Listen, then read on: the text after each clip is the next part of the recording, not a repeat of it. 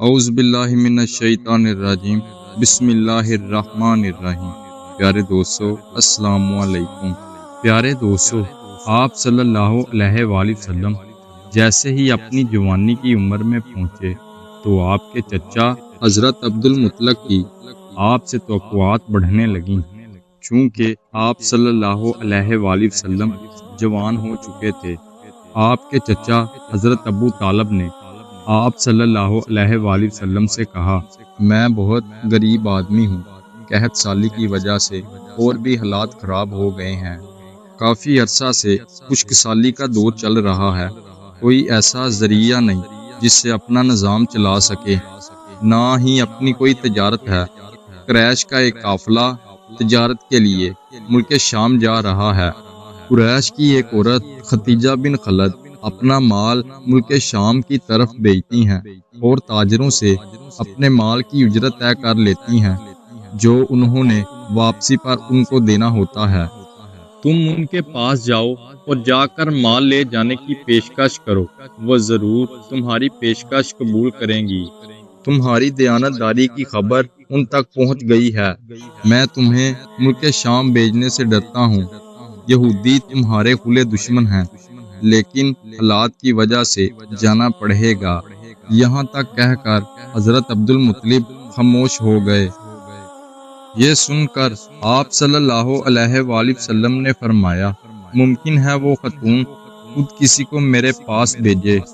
یہ بات آپ صلی اللہ علیہ وآلہ وسلم نے اس وجہ سے کہی تھی، حضرت ختیجہ رضی اللہ تعالیٰ عنہ کو تجارت کے لیے ایک بااعتماد آدمی کی ضرورت تھی۔ اس وقت مکہ میں آپ صلی اللہ علیہ وآلہ وسلم سے بااعتماد آدمی کوئی نہیں تھا۔ حضرت ابو طالب اس بات پر بہت پریشان تھے۔ انہوں نے کہا، اگر تم نہ گئے تو وہ کسی اور سے معاملہ طے کر لے گی۔ یہ کہہ کر آپ رضی اللہ تعالیٰ عنہ وہاں سے چلے گئے۔ آپ صلی اللہ علیہ وآلہ وسلم کو اس بات پر پورا یقین تھا کہ وہ تجارت کے لیے آپ صلی اللہ علیہ وآلہ وسلم کو ہی بھیجے گی۔ پھر اللہ کی رحمت سے ویسا ہی ہوا۔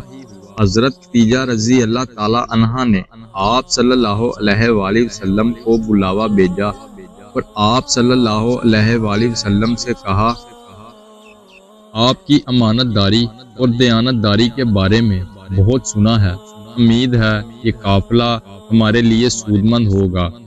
حضرت ختیجہ رضی اللہ تعالیٰ عنہ نے فرمایا، میں آپ کو آپ کے قبیلے والوں سے دگنی اجرت دوں گی۔ پھر آپ صلی اللہ علیہ وآلہ وسلم اپنے چچا حضرت ابو طالب کے پاس گئے اور انہیں جا کر یہ واقعہ بتایا تو انہوں نے کہا، اللہ تعالیٰ بہتر رزق دینے والا ہے۔ پھر آپ صلی اللہ علیہ وآلہ وسلم مال تجارت حضرت ختیجہ رضی اللہ تعالیٰ عنہ کا لے کر ملک شام کی طرف روانہ ہوئے اور آپ کے ساتھ حضرت ختیجہ رضی اللہ تعالیٰ عنہ کے غلام میسرہ بھی شامل تھے۔ سفر پر روانہ ہونے سے پہلے حضرت ختیجہ رضی اللہ تعالیٰ عنہ نے میسرہ سے کہا کہ ان کی ہر بات کا خاص خیال رکھنا، ان کا کہا ماننا، ان کی رائے کے ساتھ اختلاف مت کرنا کہ جیسا کہے آپ نے ویسا کرنا ہے، اور ان کے اوپر خاص نظر رکھنی ہے۔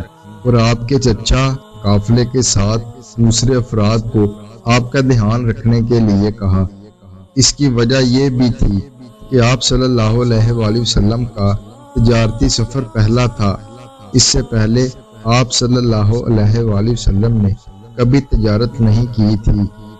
ادھر آپ صلی اللہ علیہ وآلہ وسلم سفر کے لیے روانہ ہوئے اور ادھر آپ صلی اللہ علیہ وآلہ وسلم کے معجزے شروع ہو گئے۔ ایک بادل نے آپ صلی اللہ علیہ وآلہ وسلم پر چھاؤں کر دی اور آپ صلی اللہ علیہ وآلہ وسلم جہاں بھی جاتے وہ بادل آپ صلی اللہ علیہ وآلہ وسلم پر چھاؤں ہی کرتا۔ جب آپ صلی اللہ علیہ وآلہ وسلم شام کے ایک شہر بصرہ میں پہنچے تو آپ صلی اللہ علیہ وآلہ وسلم نے قیام کے لیے ایک درخت کے نیچے بیٹھ گئے۔ یہ درخت ایک عیسائی راہب کا تھا۔ اس نے دیکھا تو مصرہ کے پاس آ گیا۔ اس وقت آپ صلی اللہ علیہ وآلہ وسلم اس درخت کے نیچے آرام کر رہے تھے تو اس نے میسرہ سے پوچھا یہ شخص کون ہے؟ تو میسرہ نے کہا یہ ایک قریشی تاجر ہے جو نیا تاجر آیا ہے۔ تو عیسائی راہب نے کہا آج تک اس درخت کے نیچے نبی کے علاوہ کسی نے آرام نہیں کیا، مطلب یہ کہ اس درخت کے نیچے کوئی عام شخص نہیں بیٹھتا تھا، اس کے نیچے اللہ کا نبی بیٹھتا تھا۔ اللہ تعالیٰ نے اسے نبی کے لیے محفوظ کر رکھا تھا۔ میسرہ سے اس راہب نے پوچھا کیا ان کی آنکھوں میں سرخی ہے؟ تو میسرہ نے کہا جی ہاں، ان کی آنکھوں میں سرخی ہے جو ہمیشہ رہتی ہے۔ تو اس عیسائی راہب نے کہا یہ وہی ہے۔ میسرہ نے کہا کیا وہی ہے؟ تو اس نے کہا یہ آخری نبی ہے، کاش کہ مجھے وہ زمانہ مل جائے جب یہ نبوت کا اعلان کریں۔ پھر وہ راہب چپکے سے آپ صلی اللہ علیہ وآلہ وسلم کے پاس پہنچا اور جا کر سب سے پہلے آپ کے سر کو بوسہ دیا، پھر آپ صلی اللہ علیہ وآلہ وسلم کے پاؤں مبارک کو بوسہ دیا۔ پھر اس نے کہا میں آپ صلی اللہ علیہ وآلہ وسلم پر ایمان لاتا ہوں اور میں گواہی دیتا ہوں کہ آپ وہی ہیں جن کا ذکر اللہ تعالیٰ نے تورات میں فرمایا ہے۔ پھر اس نے کہا میں نے آپ صلی اللہ علیہ وآلہ وسلم کی تمام وہ نشانیاں دیکھ لی ہیں جو کتابوں میں موجود ہیں۔ اس عیسائی راہب نے کہا صرف ایک نشانی رہ گئی ہے۔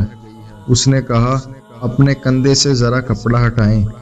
آپ صلی اللہ علیہ وآلہ وسلم نے اپنے کندھے مبارک سے کپڑا ہٹایا تو ختم نبوت کی مہر جگمگانے لگی، اور وہ ختم نبوت کی مہر دیکھ کر اسے چومنے کے لیے جھک پڑا اور کہنے لگا میں گواہی دیتا ہوں اللہ کے سوا کوئی عبادت کے لائق نہیں، اور حضرت محمد صلی اللہ علیہ وآلہ وسلم اللہ کے پیغمبر ہیں۔